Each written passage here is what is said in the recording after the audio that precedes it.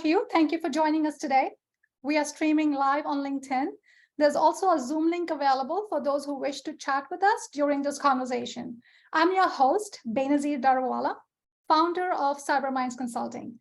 Excited to welcome our guest speaker, Ed Bremen, founder of Cyber Armada Insurance with us. Ed, thank you for joining us. Thank you for spending time. Very happy to be here, Benazir. Thank you again. As cyber risk management professional, our primary goal is to advise clients on how best to reduce their cyber risk within the acceptable risk tolerance levels. Of course, keeping budget and resource constraints in mind.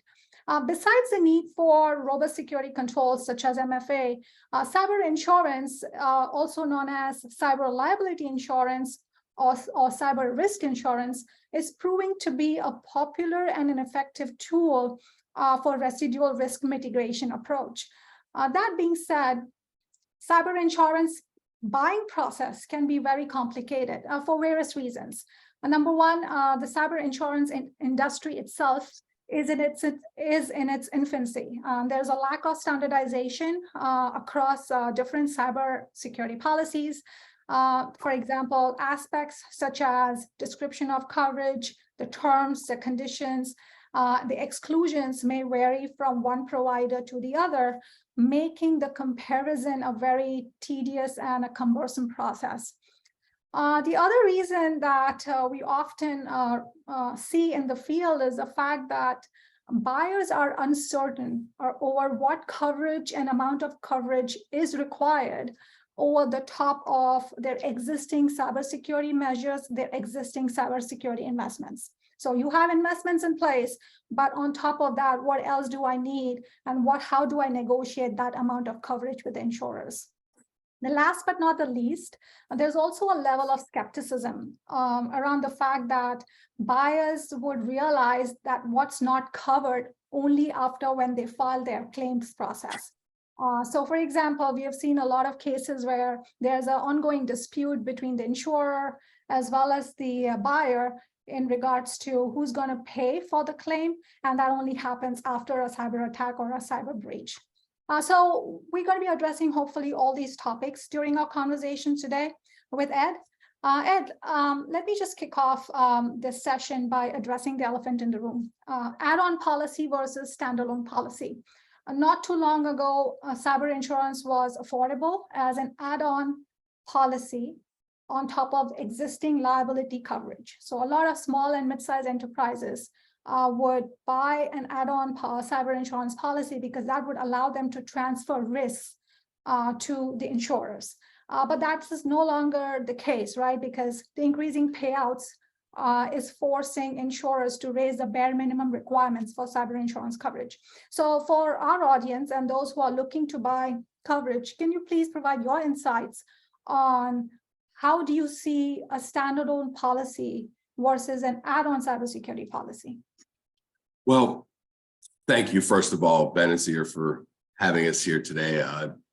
Just representing Cyber Armada and the collective experience of our specialization. So glad to be here.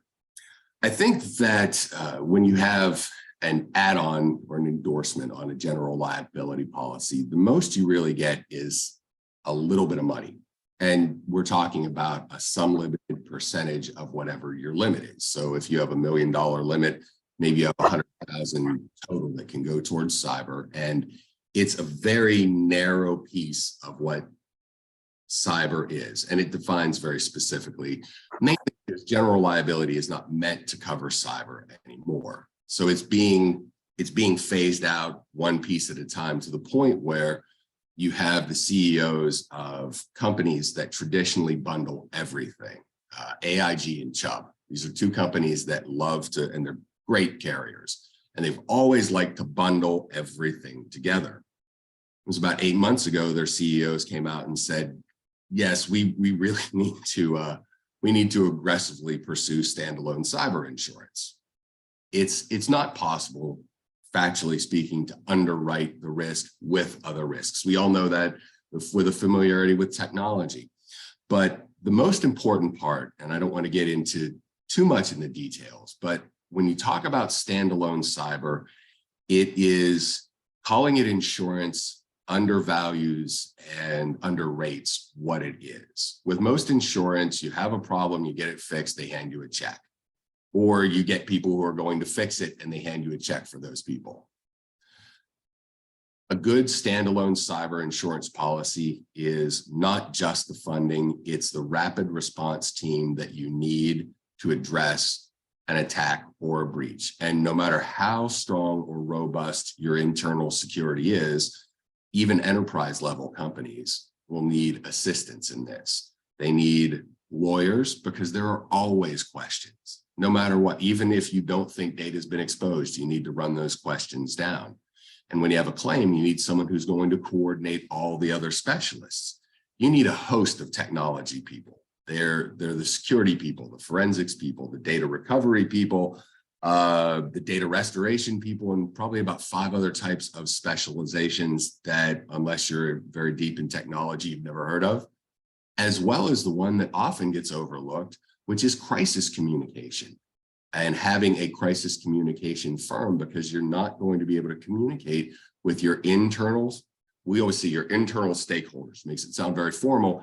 It's your team, your employees. If you have 1,000 people, if you have 50 people, if you have 10 people, how are you going to be able to reach them? Because a serious attack is going to hit your phone and your computer. Chances are all your numbers are stored there. What are you going to say when you can reach them? What about if you have investors? What about your vendors? What about your clients? What are you going to say? How are you going to say it? All of these things require specializations that none of us need to carry in-house, and we can very cost effectively. And I hate to sound like I'm pitching it, but whether you get it from us or someone else, I firmly believe every company should have a standalone policy, but you can get it very cost effectively. Got it. So big thing because of background and knowing that you don't have these resources, no matter how big your company is. Please continue, better there. Sorry, I interjected before you ended your answer, but I want to just touch base on the incident response piece. Okay, majority of the organizations would have something called incident response retainers with third parties, right? So if there is an attack or a breach, you want hands on the table, you want somebody to come in, help you contain, perform recovery activities, harden your environment. So you would have something like an incident response retainer with those companies, third parties. Now you're saying that it's possible for a standalone policy or a standalone cyber insurance policy to include incident response, because ideally, you know, and this is my opinion, when you have an incident response retainer, you know, the retainer is not an insurance policy, you know, it will likely renew next year, and some of the retainers that you do not use, the hours could potentially be used as a credit the following year, unlike insurance where it's a sunk cost. So you suggest, what is your advice, or what is your observation, specifically working for companies who have invested in incident response retainers and are looking to acquire coverage? Well, there are a couple of things. First of all, if you have security companies and incident response companies, whether they're forensics or data restoration, you have companies that you're already working with.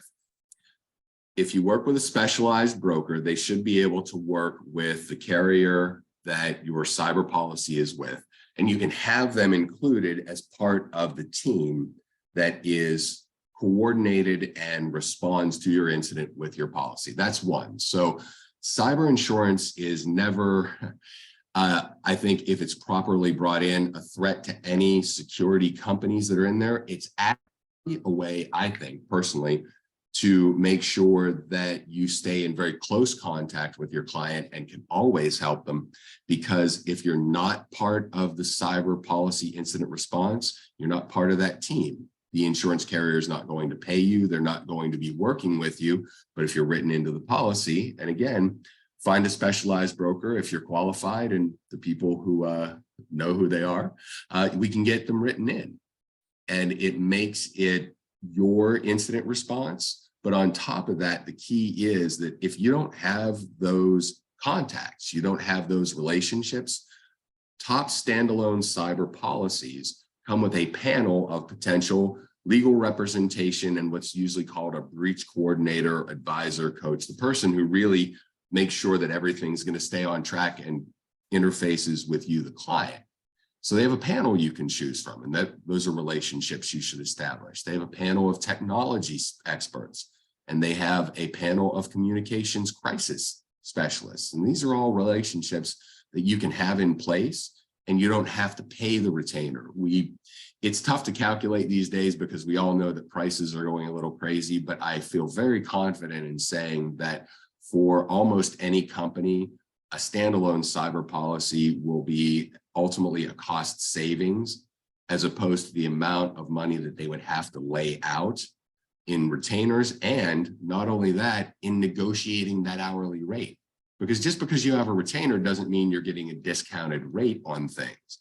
When you go through a standalone cyber insurance carrier, you're talking about partnering with a multi-billion-dollar company that has relationships and negotiated rates with all of these top experts. So not only does it bring the funding and the experts, but the fact is you get a better rate internally from a cyber insurance policy than you would get from the outside because of the leverage that the companies bring when they negotiate those. So it makes it a very much a risk management package.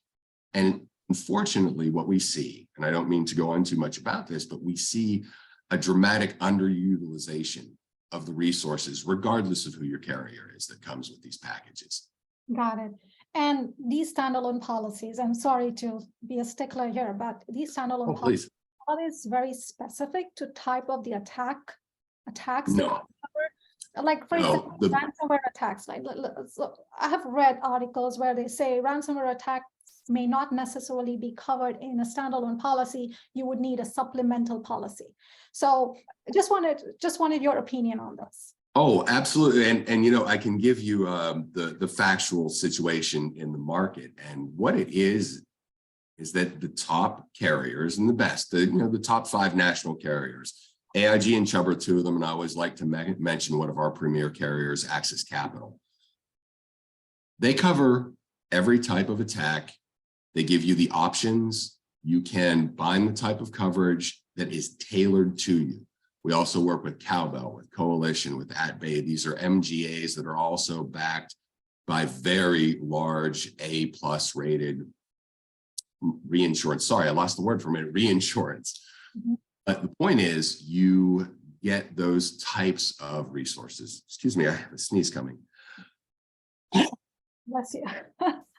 Pardon me, it's spring in Florida. It kind of happens. Please continue. Okay, so I'm gonna again hold on that answer of yours. Again, we've read about articles from these large. Oh yes, I don't like to be dismissive to any company, so I never name anything. But what I can say is there are dozens and dozens and dozens of carriers out there, and just like any other type of insurance, there are all types of ratings for these carriers as well. They're not all, I mean, everything is not, top of the line, 5-star, blue chip, whatever you're going to say, premier. There are a lot of coverages that should not be offered out there that masquerade as, oh, this is an inexpensive way to address your cyber. What you want to look for is a carrier that does not exclude. They don't say, well, we cover this, this, this, and this, but we exclude ransomware. Now, the best carriers, if you want full ransomware coverage, will often have a supplemental application for that. So if there is a type of attack and risk that you're facing, you should work with a specialized broker because you can find tailored coverage that will match that. Got it. And what about those large insurance providers who are now saying they're gonna be adding fine print to their policies? For example, if there's an attack or a breach due to human error or nation state actors, it's not necessarily going to be covered under under the existing insurance coverage. And again, that goes back to my argument around incident response retainers. Some of the concerns that buyers have raised that they would realize what's not covered only after they want to file, they go ahead and file the claim, right? So how do you address such decisions that are made by large carriers around what's going to be covered, what's not going to be covered? Yes, ransomware will be covered, but if it's because of this, then it's excluded from the policy. Truthfully, you have to kick the tires because there is no standardization. I will tell you this, though.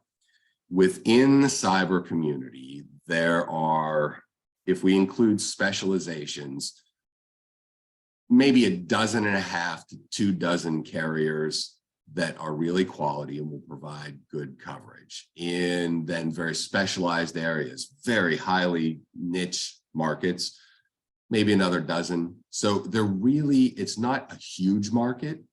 The key is making sure that you match the risks and knowing that you're going with top carriers and that you examine them.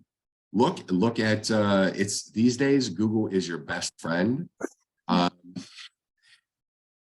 It will tell you who's been paying, who's had issues. I don't want to name anyone because I name positively, but I won't name people negatively. But if you Google, cyber claims unpaid 2023, 2022, see what's out there. There are a lot of claims that aren't being paid. There are problems with people not presenting accurate information on their applications, although it's rare that actually I've never seen on the carriers we work with. If there was an accidental misrepresentation, they have actually taken care of the claim. They may not be too hot to cover the company in the next year, but the top carriers like to allow for human error in all the systems. If it's malicious, that's a different story. Got it. So the point is that you really need to make sure that you look at the fine print and the details in it. It really is a case of examining what you're going to get and working with someone who can help you understand the details. So because the keyword risk came up, I want to ask you another question. So how do companies quantify their residual risk? And does that play into how they would negotiate the coverage amount on top of the existing cyber investments that they may have made by putting relevant security controls in place in-house? First of all, that's an excellent question, and it also points out a larger theme that I want to get to after this, which is, let's talk about the discussion between technology and finance in-house and the fact that it's a miscommunication. It's nobody's fault, but we can help to line that communication up. So, excuse me. If you get into, you can look at, there are techniques, different analyses that you can run where you look at how your business runs, what are the details in the operation. You get into the statistics and you end up running Monte Carlo analyses about if we spend $2 million on this security versus this security, how much are we going to reduce this particular risk? And I use $2 million particularly because these type of analyses usually occur in enterprise level companies that are self-insuring a significant amount of their risk. And so they want to analyze how they feel they can minimize that as best as possible. When we look at insurance, we don't look at where are our best security investments going to be. That's something that the internal security team really needs to decide based on how operations run. And the underwriting is based on understanding that. In terms of the dollar amount, what we encourage companies to do, and I always say encourage, is because we provide the information and really like them to do the calculation, because nobody, even my parents, want their son an insurance agent telling them how much insurance to buy. It just, nobody likes that. So what is the calculation that you need to look at? Right now, we know that the average ransomware attack Whether you pay it, don't pay it, great security, okay security, the average attack, all amalgamated together, is over 3 weeks. Now, most companies will have security in place so that they should be able to shortcut that average. But it needs to be a discussion on how long could we be down for? Because that's the first big number that you're looking for. What is your downtime? And if we want to use quick and dirty numbers, if you're down for a week, call it 2% of gross revenue. 2 weeks, 4, 3 weeks, 6. How much of this do you need to insure and can you insure? If you could realistically, and a lot of companies are in this position, be down for 2 weeks, you need to start with 4% of your gross revenue and then think about what are the additional costs and expenses that you'll need to get up and running from there in terms of all the specialists that you'll bring in if it's a severe attack. What are you going to lose in terms of revenue? Insurance never says they cover gross revenue. What they say is, and this is another potential gotcha fine point thing, is it net profit or is it covering wages, lost revenue, lost sales, payroll, just everything that occurs, or is it just a small piece? What does the fine print say? So instead of looking at how will specific investments enter into the calculation, it's really about if we have a mistake in the system, if all this great security we put in place fails because someone makes a mistake through no fault of their own, what could it potentially cost us? That's the number you need to look at. That's the number we always look at with insurance. We don't look at our building and say, all right, well, we've put in CO2 sprinklers, water sprinklers, various types of alarms, et cetera, et cetera, et cetera. So let's insure 15% of the building. It doesn't work that way because we need to plan for a serious but not catastrophic loss. Got it. And I'm assuming the underwriters would take into consideration the possibility of an attack for any particular company in a specific industry. Absolutely. It depends on the carriers, how they approach it. Different carriers underwrite differently. Some scan, some use big data analysis, some analyze the specific understanding of how has your security been put together. So there are a lot of different ways to underwrite these policies. That's basically the science behind it, not just art. Okay. Yes. So I think you have already addressed this question of mine, but I'm going to ask again for the audience who may have missed it. So what are the best possible avenues for companies to acquire cyber insurance and some of the common mistakes that you have seen occur during that process?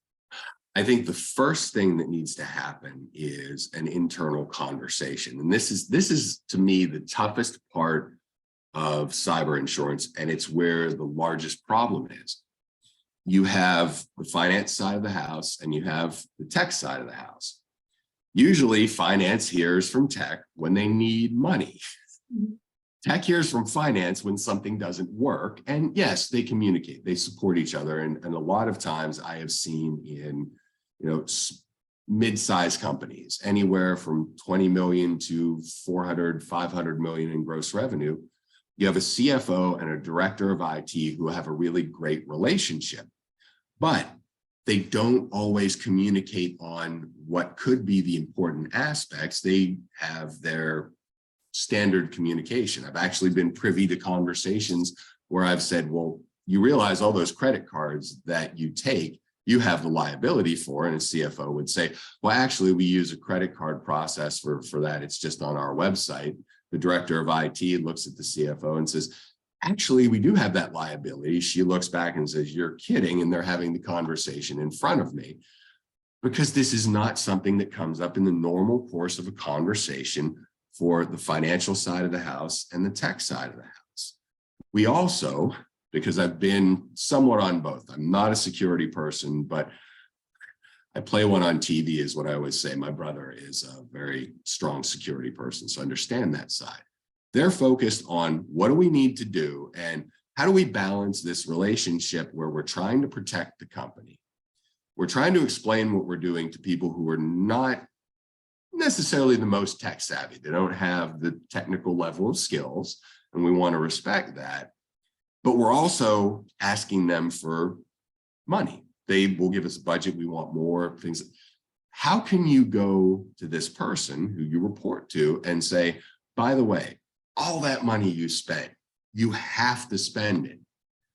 But it really could be irrelevant because one of the people in this company, through no fault of their own and all the training that we do, could make a mistake and blow the whole thing up. Because the only way I can lock the system down is so nobody can use it. That's a conversation that just is not happening as much as it needs to. And a very good way for that to happen is for the IT side of the house to have some stats about, and this has been consistent, and Benazir, correct me if I'm wrong, because sometimes statistics, but it's usually around 3/4 of all cyber attacks are caused by human error. And it's not human error as, oh, gee, I was in a rush going out and I didn't lock the door human error. It's something that is elicited from our team. So calling it error is almost a misnomer. It's better to say they were conned. But that's the conversation that needs to be had before you even start cyber insurance. And it's a challenging one. And I think for the technology side of the house, it's important to just remember the statistics that we all know on that side. Now, if you're on the financial side of the house, it's very disconcerting to be sitting there, not really I've seen this side too. You don't really understand all of the security that's in place. I understand conceptually what's going on, but if you asked me to configure some of the security systems, not a chance. I understand what they do, and that's because this is my area. On the finance side, you're not expected to have that high level of things. So you're a little bit out of your depth, and you know that you need this, but you're also, especially in this market, in this economy, you're really trying to watch costs. So there's going to be a natural reaction from any CFO for anyone who asks for anything right now. You want to spend money? Now, what we have to realize is that in terms of the risk and what it covers and the dollars per month, most mid-market companies, for a couple $1,000s a month at most, and we're talking about like $300-400 million companies, can get standalone coverage. If you're a smaller company, it's much less than that. You can get a very good, and you can pay it that way, and it really breaks it down. So it makes it a cost-effective way. I hate to sound like I'm pitching it, but it's important to understand that the best standalone cyber insurance really does provide a cost-effective way for you to be as prepared as possible before an attack, as well as to respond to one, because you get a lot of resources regardless of who your carrier is. They're different resources, but they will always help to enhance your cyber posture. Cool. That's a great answer.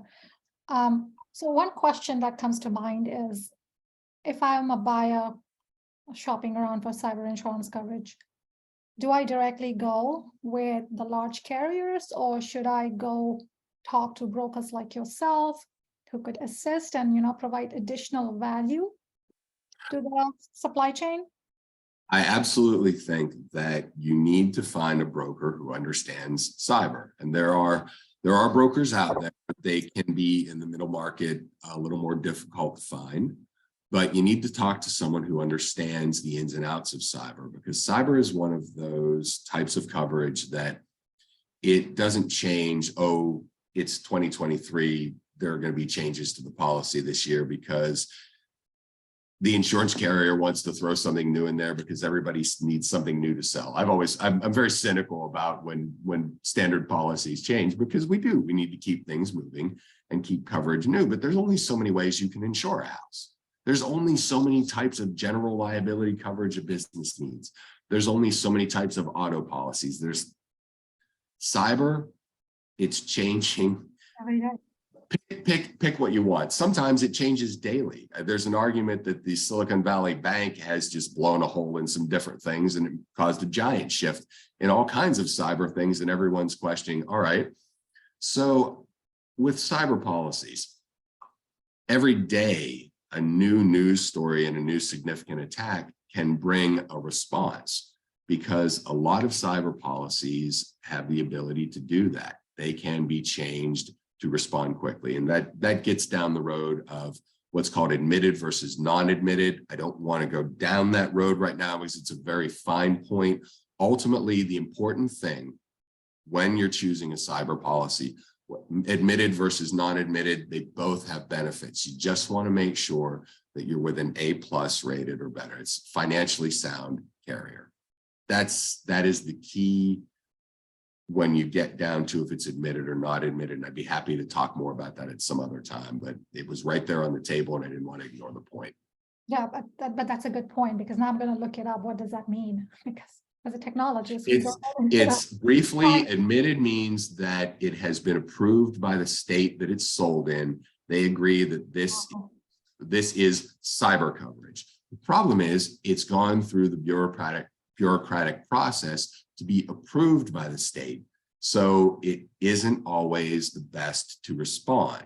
Something that is called non-admitted, and again, these are just insurance terms, it shouldn't sound as scary as it might be, means that it just hasn't gone through the bureaucratic approval process, so it can change more rapidly. How it's technically insured by the state varies as well, but again, that goes back to looking at what is the financial rating of the carrier that you have, because you should never have to worry about a government entity coming in to save your insurance carrier. You never want to be in that situation. You always want to go with an insurance carrier that's A+ or better. Great point. I would agree 100%. So let me ask you another question. So in 2023, supply chain threat, supply chain risk is going to be the key area of concern. And what we have seen is proportionally these attacks are targeted towards small businesses because they don't have a robust cybersecurity program in place. But the idea is get into the small organizations to get to the bigger fish, the bigger organizations. So supply chain continues to be an ongoing concern. How does supply chain attacks, supply chain risk fit into this overall cyber insurance model? I think more than anything, the threat to the supply chain caused by all kinds of factors has just turned up the heat on cyber risk. It has made attacks more prevalent, more creative, more aggressive. And one of the key points I think that you mentioned in there when you said attacks on smaller companies, well, what do we mean? It could be a $10 million company. It could be a $400 million company, because the unfortunate thing is when we look at it, most companies are connected. You're only as strong as your weakest vendor, client, anyone that you do business with. Now, large enterprise level companies, I don't know what the number is now. A couple of years ago, I remember the average spend in enterprise level companies was 11 million on basic security. There's no way a $400 million company can compete with that. So for this purpose, that's a $400 million company is a small business, and they can be leveraged to get into a much bigger company and just cause total devastation in the $400 million company. They can do it in a $40 million company. They can do it in a $4 million company. It really doesn't matter. So that small is only relative to enterprise level, I think, when it comes to cyber, because everybody else starts to end up being in a similar boat. Okay. So it doesn't matter who you are, how big or small. The risk is the risk is there. And again, you look at the Target breach. It was confused my words there. It was caused by a small local HVAC vendor in rural Western Pennsylvania, actually not far from where I'm from. That caused the whole thing. And it was a small human error mistake on their part, but they were servicing a local target. They were in the system and in one door, and then all of a sudden in Target. And that's one we've all heard of. Right. But think about that. We think, oh, again, as a CFO, I just spent X amount of dollars. I should be fine. unfortunately, all of that spend, as we know, is a prerequisite for playing the game these days. And that brings to another point. So we normally work with startups, tech startups in the emerging markets. And what we've seen is they could be pre-seed, and they could be anywhere between pre-seed and pre-IPO. And because they're a startup, they are just building their assets, building their product, looking towards creating and unleashing their MVPs. Security is not always top of their mind. In fact, it's Nice always way of saying it. Yes. It's always an afterthought. And a security professional, for me, it's frustrating, but I also understand they're coming from a different perspective. Now, how important would you recommend? I mean, these are definitely smaller organizations that just ramping up. They may not have substantial revenue just as yet. In your opinion, do you believe that even a small startup building their MVP or moving towards their target market should and must have cyber insurance coverage to some degree? To some degree, absolutely. And for a small company like that, it can be something that is incredibly cost effective. Now, I will say this, it is not an area where I and my team specialize. I can say this easily, don't have to promote any particular one, but for startups, I do highly recommend there are platforms, and this can work also for small business. I mean, very small businesses like what I grew up with. I grew up in an area where we had companies that were, 8 to 10 people.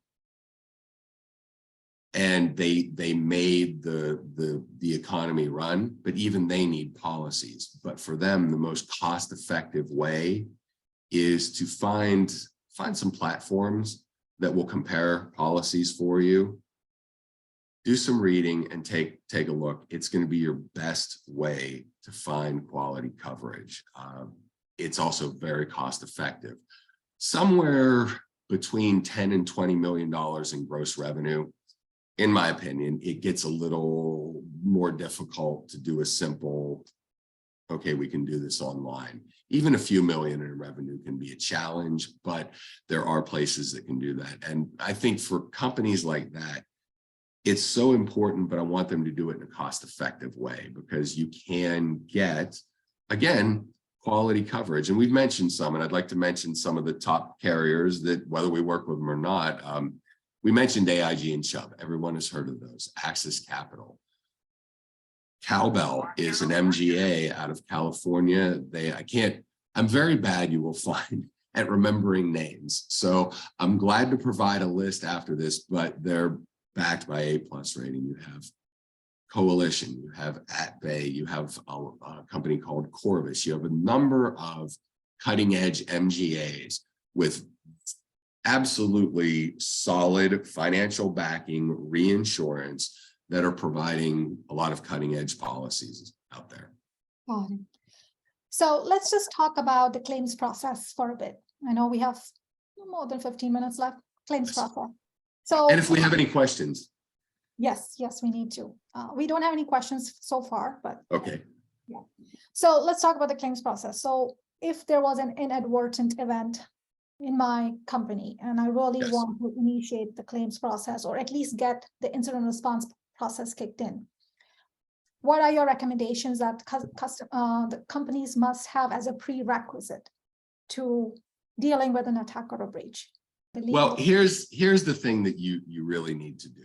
Anytime, again, if you have a standalone cyber insurance policy, as soon as you think you have a problem, call your carrier right away. First thing, don't wait to know you have a problem. If you have an inkling, if someone comes in and says, I got a weird text message, I don't think I clicked on the link, but I'm not sure. You want to call your carrier and say, listen, one of our team just said this. We don't know, because the sooner they can get in there, the sooner they can help you. You want to call them first. We also recommend that your broker should be your second call, because your broker's job then is not to tell you what to do, but you're going to be asked a number of questions. Now, if you've followed our approach, you have all those relationships lined up. And so you're already talking to a lot of people. And what your broker is going to do is fill in a few, well, this is the question you're being asked. But 9 times out of 10, you're there more for answering specific questions that relate to, oh, tech needs to get this from your tech people, or the comms people want to meet with your CEO here. We end up assisting in clarifying what's needed. And we help make it clear what the choices are. So if a company's asked, do you want to do A or B? Sometimes they don't understand A or B. We're there to kind of help clarify. Good points. So I think last question from my end. To get affordable coverage, there is bare minimum expectations in regards to cybersecurity requirements. Absolutely. That the companies must abide to or must provide as proof points. We talked about security controls such as penetration testing, security awareness training, multi-factor authentication. We've also heard about cases where organizations with open and closed RDP ports may have issues with getting affordable coverage.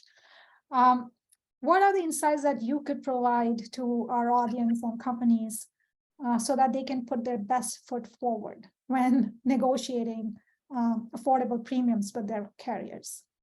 I think first of all, the companies that we've worked with have an awareness of their security anyway. So most companies now are trying to get on a good cyber posture. They may not be doing a great job of it, but they're all trying to.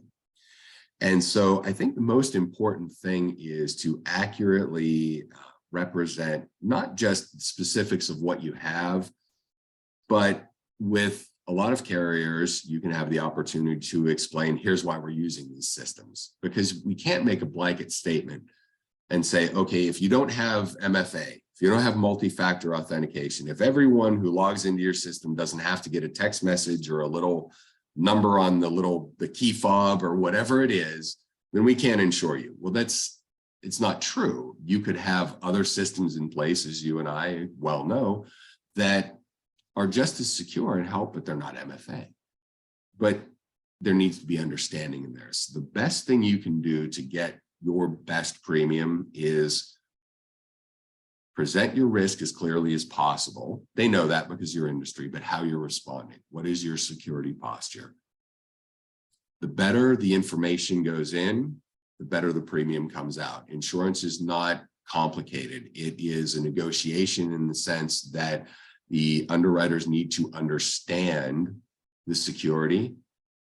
It just has to be presented in the best light possible. Good points. I'm sorry, go ahead. No, and this is my personal observation. A lot of organizations have implemented security technologies, but most of the technologies are underutilized. So by saying that, hey, I have this, doesn't necessarily mean you're secure, because you may not have optimized processes and expertise to get the maximum value out of those investments. Absolutely. It's the installation versus implementation. Exactly. So Absolutely. There's always that gray area where, yes, you have this technology MFA, but is it actually being used in an optimum fashion within your organization? Do you have the right processes in place to ensure that you're reducing risk rather than compounding it, even though if you have MFA, great, right? So yes. One last thing I'm having personally. Sorry, go ahead. I just wanted to add this in because I think it's very important. A majority of companies that we've come across are doing cyber awareness training. I've seen all kinds of interesting things, things where people get a 45-second cartoon type security awareness video 3 times a week, and they watch that. Or maybe they have a 5-minute video once a week, or they get, most every company is really doing its best to get training and awareness, and I absolutely applaud that. But one of the points that I always talk about is no matter what we're trained in, under stress, we all have a natural tendency. And unless we have been trained literally like a boot camp in this, we're going to go back to our natural tendencies. And the thing that I often talk about is what cyber criminals play on is how to elevate that stress. They know that we're all in a heightened environment. Anything that you receive that causes you to, we always say different people have different responses. Maybe the hair in your arm stands up or your heart rate quickens a little bit. Some people perspire. Anything with your work that could cause you tension, particularly if it comes from someone you report to, is really a potential source of a cyber attack, because that's a big thing that gets played on. Because the idea is to get people in a point where all the training, all the security don't matter. They're busy and they just have this need to respond and they click. The example I use is early November, I get a text message from one of my board members that says, hey, Ed, Q3 numbers were a little off. Please take a look at this. And it has a link. If I get this, say, I don't know, maybe around noon, I'm on my way to a lunch. Maybe I've gotten out of my car. I'm fiddling with the phone. I get the text. It's a board member. I'm paying attention. I better look, click, boom.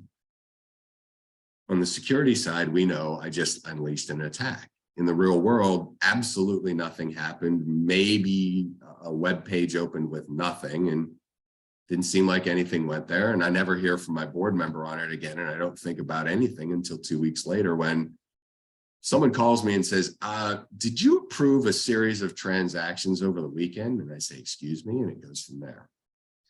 So the perniciousness of this threat is something that we just need to keep on our minds, because there's nothing we can do as long as we have jobs to do plus manage cyber hygiene. It comes back to, and I have to contact the people who ran this event years ago. I met a white hat hacker, and I should have written her name down because I've used her story a million times. And she told me, and this was back in, I think 2016, maybe 2017, that she could design a system that was 99.99999% secure. Just had to do one thing: fire all the employees. It is the risk that is going to remain there, because we're all focused on doing our jobs and running businesses, not making sure that we don't make a mistake in cyber hygiene. And with the pressure we're all under today, I feel it's almost unfair at this point to call it human error or mistake. I think rather it is, people are being manipulated into doing this. Now, the other thing that is unfortunate is that there's not an understanding of that necessarily either, but that's another part of the discussion. We still see, my point is, we still see people getting blamed quite frequently for cyber attacks. And again, I think a cyber insurance policy helps most people at the executive level to address the issue and know for certain, if they do have a good standalone cyber policy, that if anything ever does blow up, they can look at all stakeholders, board members, everyone concerned, and say, we understood this was a really serious threat. And we also knew that no matter what we did with security, that it could happen. And so we took those steps beforehand to ensure that we would be back up and running and fully operating in as short a time as possible with minimal interruption. And the only way you can guarantee that, I believe, is to bring in all the best possible resources that you can to it as quick as possible. And a cyber policy is a cost-effective way to do it. And as you pointed out, you don't need to do a cyber policy. You can contract with the different experts, keep them on retainer and have them at ready and know what you need. And that is also very much an option. Cyber does make it simpler, I believe. Got it. Yeah, I think that's a different perspective that requires a little more debate. But I do 100% agree with you with all the comments you just made. So any parting thoughts? I know we have about, 4 minutes left. Any parting thoughts for our audience today, Ed? I think that it is important for the people with bottom line responsibility to really take the risk that cyber presents seriously to that, because that's what caught my attention originally was, okay, the systems go down, we have some embarrassment, we have some problems with email. That's, for a long time, that's what I thought cyber attacks were. But if you answer for those numbers in the bottom line, you need to make sure that you're transferring that risk one way or the other, whether you are self-insuring it or whether you're putting it on someone else's books. It's essential today, because just like getting a call from my alarm company because someone opened the door to do maintenance, you never know what's going to happen or when. And these days, every company is under assault because almost every company out there has a client that would be a stepping stone to someone else. So there's no targeting of big, small. It's everybody is at risk. Everybody is at a risk. They're all a part of the same ecosystem. Totally agree. We always say it's, and I think you probably use the same phrase, it's not a question of if, it's a question of when an attack will happen and what will the results of that cyber attack be. Exactly. Totally. How will you respond as a company?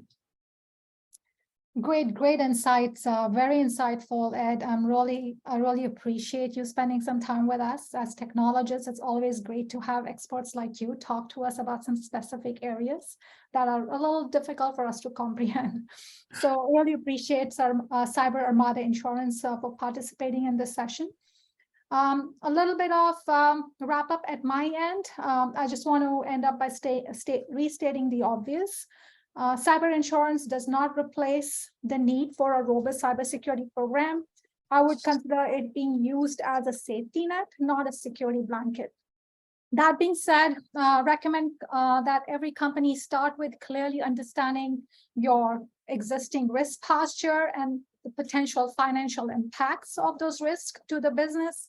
And you don't need to necessarily conduct complex quantification models or simulations to come to certain conclusions around the amount of coverage. Simple common sense techniques that Ed just talked about is enough in helping you identify or determine what that coverage and the amount of coverage looks like.